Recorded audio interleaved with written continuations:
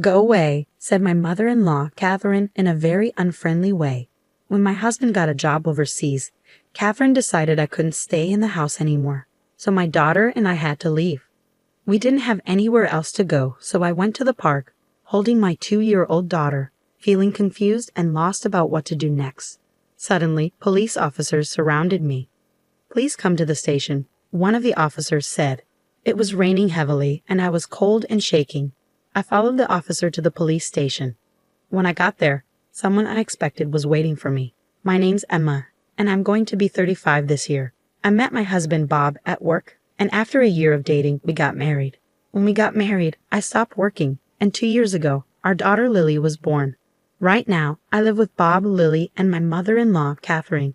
We used to rent a place, but after Catherine's husband passed away and she started having trouble with her knees, we decided to all live together and bought a new apartment. We thought about buying a house, but because Catherine's knees aren't so good, we figured it'd be better to live somewhere near public transportation. Buying an apartment was cheaper than a house back then, and it has an elevator, which makes things easier for us. Catherine also liked the idea of the apartment, so we put some money down and got a loan that will pay off over 35 years. Bob's job often involves traveling or moving to different places, but after we bought the house, we were told he wouldn't have to relocate anytime soon. However, he still travels a lot for work, about once a week to other states. Having a 2-year-old daughter, I feel really stressed when Bob goes away on these trips. At first, Catherine, my mother-in-law, was helpful, but now she doesn't pitch in with taking care of Lily at all. Instead, she makes more work for me. For example, she leaves dirty dishes lying around after eating, and she doesn't even bother to rinse cooking utensils, which makes them really hard to clean later. Even when I ask her to at least rinse them, she just says sorry and promises to do better next time, but she doesn't follow through. I noticed something strange recently. She rinses the dishes when Bob is around, but not when it's just me. At first, I thought it was okay since she sometimes rinsed them, but now I think she's doing it on purpose to make things difficult for me. It's not just about the dishes either. Sometimes she'll ask if I need anything from the store, and when I say no, she'll later say she actually did need something after I've already come back. This happens a lot. Considering Catherine's knee problems, I try my best to help her with moving around, but my willingness to assist has been decreasing over time. Catherine's behavior started not long after we all started living together, and it's been happening for years now.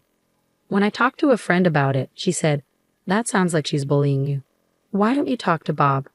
I think he might help." But I worried that if I talked to Bob about it, Catherine, who doesn't have any other family, might end up in a care facility. So I thought it might be best for me to just put up with it. However, one day, something happened that made me reconsider. That day, I was planning to drop Lily off at my parents' house.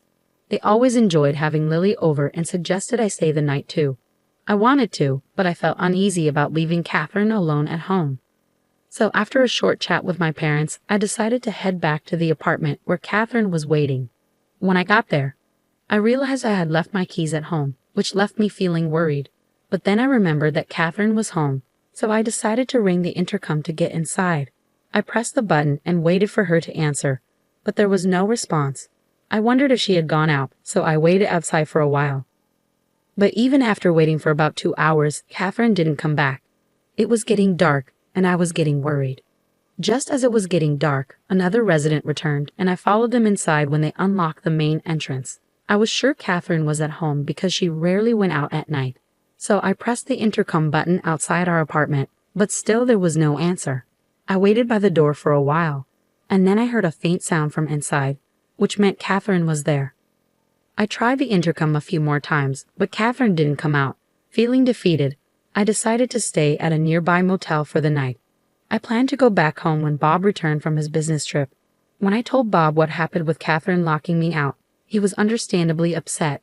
But Catherine just brushed it off, saying she might not have heard me because of her age. I could tell she was smirking, though. I was relieved to be back inside and grabbed my keys to pick up Lily from my parents' house. After talking to my parents about what happened, they offered me comfort and told me I could always come back to stay with them if things got too tough. Their words brought tears to my eyes, but I quickly wiped them away before heading home with Lily. For a while, things were okay with Catherine, but then, unexpectedly, Bob's transfer to another country became permanent. He asked me what I thought about it, but I couldn't give him an immediate answer. Considering the potential stress it could cause Lily, I decided it would be best for her and me to stay in the US. Soon after we decided I and Lily would stay in the US while Bob went to Europe, he had to leave. He was worried about us, but he was so busy with work that he didn't have much time to think about it. So it was just me, Lily, and Catherine at home. But as expected, things went downhill with Catherine once Bob left. On a stormy day, when it was unsafe to go outside, Catherine dropped a bombshell on me. She suggested that Lily and I should move out now that Bob was gone. "Excuse me, what do you mean?" I asked, shocked. "Just what I said. I think it would be better if you and Lily found somewhere else to live. I'll take care of things here. I just don't feel comfortable with strangers in the house. It would be best if you left right away," Catherine said. I couldn't believe what I was hearing. I've always tried to make living together with Catherine as good as possible. I've treated her like family, even though we're not related. But to Catherine, it seemed like Lily and I didn't matter much at all. I was thinking about going back to my parents' house when Catherine suddenly said, "Why don't you just leave already?" Before I knew it, Lily and I were kicked out of our own home, just as we were, without even a chance to gather our things. No matter how hard I knocked on the door, Catherine wouldn't let us back in. I felt lost and confused. I carried Lily through the pouring rain to a nearby park. There was a shelter there that I hoped would keep us dry from the rain. Ideally, I would have gone to a motel or gone back to my parents' place, but I had left my wallet and phone inside the house. I felt helpless as I sat in the park, trying to figure out what to do next. I'm not sure how much time passed as the rain poured down. I was exhausted and cold, and I started to doze off. It was dark already, and even though it was summer, the cold was harsh, and I worried that Lily and I might get sick. As bad as things were, it seemed like the only option was to walk to my parents' house, even though it would take about 3 hours. As I was thinking about what to do next, I noticed 2 lights coming closer through the rain. They turned out to be police officers. I thought they might be able to help us, but before I could approach them, one of the officers called out to me, "Are you Emma? And is this little one Lily?" I was surprised they knew our names but replied, "Yes, that's us." Then the officer said, "Please come to the station with us." I wondered why they wanted us to go to the police station. If something was wrong, urged by the officer, Lily and I got into the patrol car. We were freezing from being out in the rain for so long, but the officers had brought big towels for us. "You might need these. We've got some spare clothes for you at the station," they said kindly. Curious about why they knew about us and why we were going to the police station, I asked, "How did you know where to find us?" They replied, "We'll explain everything once we're back at the station. For now, just try to relax." Exhausted, I soon fell asleep and woke up to find we had arrived at the police station. As I followed the officers into the police station, I was surprised to see Catherine and my uncle there. "Uncle, what are you doing here?" I asked. He explained, "Bob got in touch with me. He thought you might be having problems with his mom, and since he's overseas, he asked me to keep an eye on things for him." According to my uncle, Bob had talked to him about this before. He said Bob wanted him to keep an eye on things since he couldn't be there himself. My uncle had seen us in the rain earlier today. He had thought about taking us in himself, but he thought Catherine's behavior was too extreme, so he reported it to the police. That's how the officers knew where to find us. Catherine had also been asked to come to the police station. She sat on a sofa, glaring at me, seeming confused about why she was there. "Why do I have to be here? My knee hurts, you know." "If Bob were here, none of this would be happening," Catherine argued. But the whole situation had come about because Bob had asked my uncle for help. In the discussions with the police, it seemed like there could be legal implications to the events. So I was advised to think about hiring a lawyer. "An attorney? That seems like a big step." "I just locked the door, nothing more," Catherine protested. But my uncle intervened, pointing out that what she did was serious. Throwing me and a little child out in heavy rain isn't something that can be easily forgiven. He also clarified that I was actually the rightful owner of the house. Catherine was surprised, insisting that Bob, as the head of the household, should be the owner. But she was mistaken. My uncle, who works in real estate, had helped us get a great deal on a condo, and Bob had suggested putting it under my name. I hadn't thought much of it at the time, but now I was grateful I followed Bob's advice. Following my uncle's guidance, I decided to hire a lawyer. The lawyer explained that it would be tough to evict Catherine, so the best option might be to place her in a care facility. I immediately called Bob to update him. He hadn't expected things to escalate like this and said he wanted to come back from Japan to sort it out properly. He also mentioned that he was considering putting Catherine in a facility, unaware of the current situation. Despite being at the police station, Catherine seemed unconcerned as she casually snacked on some crackers. Since I couldn't go back home with her, I decided to stay at my parents' place until Bob returned. He was due back in a week, giving me time to figure out our next steps. If Bob didn't support me, divorce seemed like the only option. I regretted not seeking advice sooner. A week later, Bob returned from Europe and was at the house with Catherine. So I moved back home from my parents' place. Bob had to go back to Europe soon, so we needed to talk about what to do next. I heard some things from Emma's uncle. Is all of that true? Bob asked Catherine. It's all lies. I haven't done anything. Emma's plotting something to evict me. Catherine stubbornly denied any wrongdoing and accused me of scheming against her. Bob, who I thought would support me, seemed to be considering Catherine's side. I see. So do you have any evidence to prove Emma's plotting something? Bob asked Catherine. Evidence? No, of course not, she replied. Then Bob turned to me, asking, Emma, do you have any evidence? I hesitated, admitting, to be honest, I've been so busy with work I haven't been able to keep an eye on things. I'm not sure who to believe. I handed Bob a voice recorder I had with me. What's this? He asked. It contained recordings of Catherine's hurtful words and actions, capturing moments when she not only kicked me out but also often insulted me. When Bob played it, he heard Catherine saying awful things like, "You're such a worthless wife.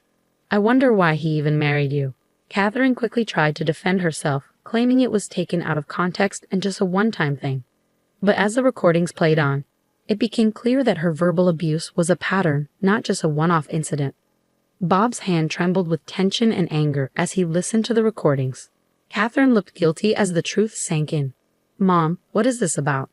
Bob demanded an explanation, but Catherine stayed silent. If you won't answer, then I have to believe this is all true. And if it is, I need to protect Emma and Lily. You understand that, right? Bob's anger was evident, something I hadn't seen in all our years together. Catherine, seeing this side of Bob for the first time, looked frightened and couldn't say a word.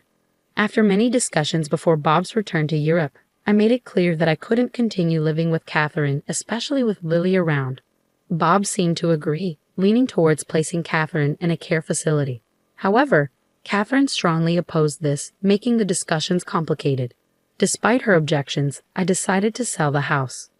So you can't stay here anymore. If you don't want to go to the facility, you'll need to find somewhere else to live, Bob told Catherine. She resisted the idea of selling the house, but it was necessary for our plans. Lily and I had decided to move to Europe. Bob regretted not being more present for his family and wanted to be there for us moving forward. Although I was unsure about living abroad, knowing Bob would be with us made me feel better. Plus, it would be good for Lily to experience life in Europe at her young age. Selling the condo, which still had a mortgage, was our only option. If we didn't sell it, Catherine would have to cover the mortgage, which she couldn't afford on her fixed income. Considering her future, it was important for someone to be there to assist her. Despite our efforts, Catherine refused to move into a facility, so we had to forcefully place her there. I'm sorry, but I have to head back to Europe. Could you take care of any procedures needed here? Bob asked before leaving. With help from others, I managed to finalize Catherine's admission into the facility. The staff at the facility kept me updated on Catherine's condition, but it seems she's struggling. It would be one thing if she was just feeling down, but she's been causing trouble for the staff and other residents. Before leaving for Europe, I visited her to check on her. But she lashed out at me, saying, "Why have you locked me up in this place?" She also complained to the staff about the food, the beds, and the other residents. When I apologized to the staff, they were understanding. It's okay, one of them reassured me. We're used to this kind of behavior. Just leave it to us. We'll keep you updated, and if anything happens, we'll let you know. So don't worry. Despite all the harassment I endured from Catherine when we lived together, I couldn't help but feel worried as I headed to Europe. Upon arriving in Paris, Bob met me at the airport and we went to the apartment we had rented. They say rents in Paris are higher than in Texas. But since Bob's company gives him a housing allowance, we were lucky to find a spacious and affordable place. The neighbors in our building are very friendly and have been kind to me. Even though I don't speak French fluently, Just yesterday, a neighbor shared some wine and cheese with me. In return, I gave them some mac and cheese. I'm gradually learning French along with my daughter, Lily. I know there's a limit to self-study, so I've also enrolled in a language school. There are many Americans there, many of whom, like me, are new to France. I've made some friends and am really enjoying my life in Paris. Back in the States, I always had to worry about Catherine, which often prevented me from fully enjoying outings with friends. But here, I can indulge in leisurely lunches just the way I like. The only concern right now is Lily. She's still too young for kindergarten, as kids here usually start the year they turn 5. I hope she picks up enough French by then. Fortunately, Lily seems to be catching on pretty quickly. I'm thinking of getting a job once Lily starts preschool. Bob says he's okay with me staying at home, but living in Paris has made me want to explore more opportunities. Seeing how ambitious and confident people are here has ignited something within me. I've become friends with a waitress at a nearby cafe, and she hinted that there might be a job opportunity for me there. The cafe is popular not only among the American community, but also with many locals who are learning English. There might be challenges ahead, but since coming to France, Bob and I have been communicating much better. I feel more confident in expressing my feelings, and I believe that no matter what happens, we'll face it as a family. Right now, I feel happier than I've ever been in my life.